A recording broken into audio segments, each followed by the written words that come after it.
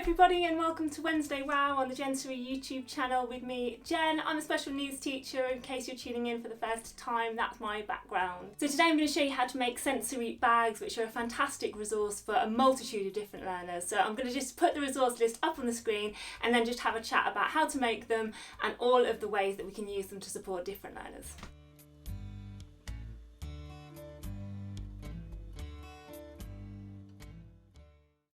Now, a sensory bag is exactly what it says on the tin. It is essentially a bag filled with something sensory. Now, as I'm sure a lot of you are aware by now, Jensory is all about themes, so this seemed like a really good one to use for the farm theme. So for mine, I just use sandwich bags. Now you can hear already, they make a really good scrunchy sound already on their own. I have filled this one with shredded wheat, just mini ones, because I think they look a little bit like hay bales. So for our farm theme, this works really nicely.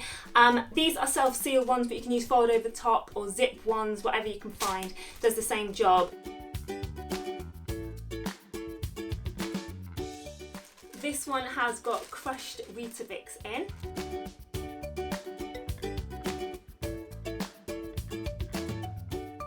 This one has crushed Oreos in to create a sort of muddy effect. If you haven't seen Monday Messy, check it out now because it uses crushed Oreos because, you know, win-win, use them for both things.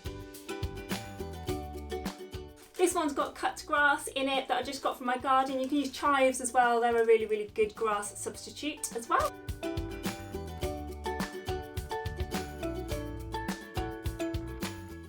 And this one's just got a little bit of blue fairy liquid in to create a bit of a watery effect.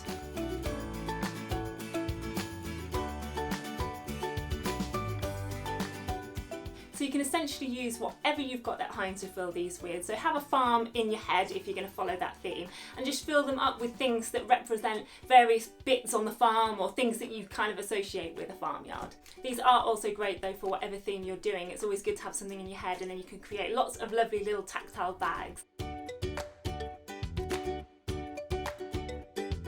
Okay, so now you've made your bags, I just want to talk about all the different ways that you can use them, and I'm going to talk a little bit about child development and cognitive development today because it's really important and I think it's a good opportunity to just touch on that. Okay, so firstly you can use these bags in two ways. Now you can seal the top if you want to, so with sellotape or duct tape if you really don't want any of the mess coming out, and just use them flat, so you can have them on a flat surface like that, and then your learner can literally just squidge all of the stuff that's inside or move about all of the bits that are inside and have a really good exploration time with it. So that's one way of doing it.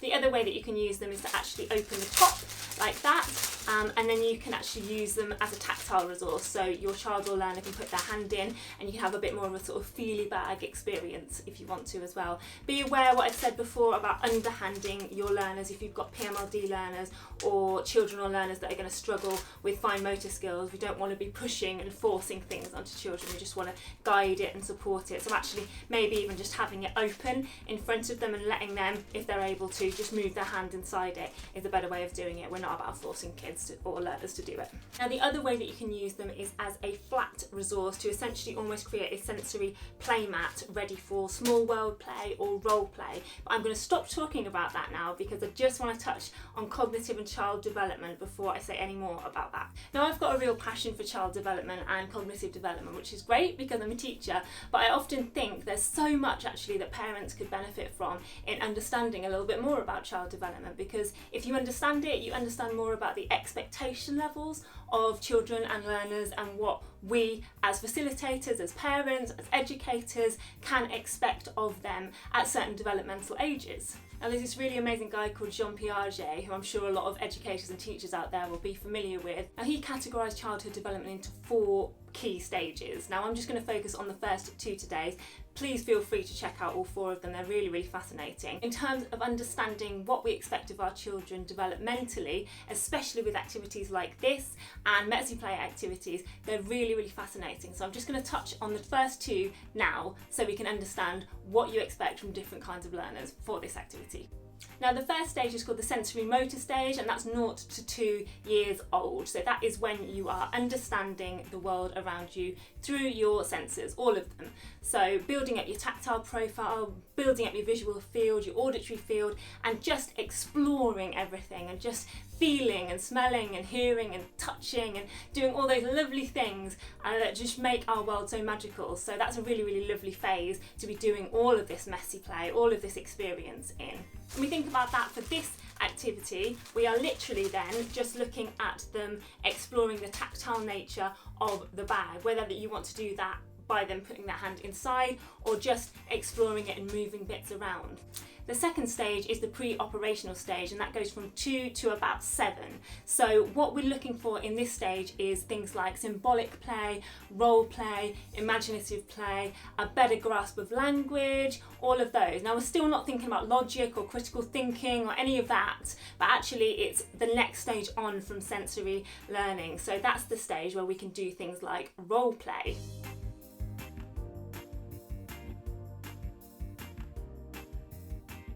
Now with this activity, that means that you can bring in your little farm animals and they can go for a little walk across the grass, they can go for a little dip in the pond, and you can have these flat and then do essentially early small world symbolic play, because it's that extension of going from understanding the world on a sensory level to actually understanding what happens in the world. So symbolising and imagining and role play, and it's that next stage of learning. After those 2 stages, we go into 2 more stages, and as I say, please feel free to check them out if you want to, but actually because Jensory generally is for up to 7, I'm not going to talk too much more about that today. But as I say, in terms of expectation level, if you've got a 0 to 2-year-old at home, actually all you're looking at is that sensory level, and even post that, 2 to 4, you've got all the way up to 7 years old for them to actually be able to do role play and imaginative play, because actually that's a really big skill that takes a long time to be able to do. So just consider that when you're expecting things from your learner or your child or setting up an activity.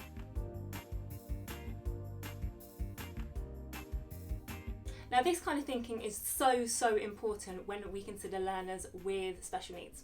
So actually if you've got an 8-year-old or a 12-year-old or a 16-year-old or an 18-year-old, but they've got a disability or a condition, chances are the nature of that means that they are functioning at a younger age developmentally. So even if they're physically 8, they might be developmentally functioning at 18 months or 2 or 4. So we need to actually challenge ourselves to remember that all the time, because actually it's very easy with learners with disabilities to look at them bodily and physically and go, well, you're 8, this is what I expect of you. When actually, if you're functioning at 18 months, you're still fitting in that sensory motor phase. So actually your main access point to learning is still a very, very sensory one. So you're not going to be able to do some of those things that we sometimes expect of our learners because that's what we visually see. So it's always worth remembering actually what developmental age are they working at, because actually a lot of them are going to fit into that sensory motor stage when their primary focus and their primary way of learning is going to be a sensory one.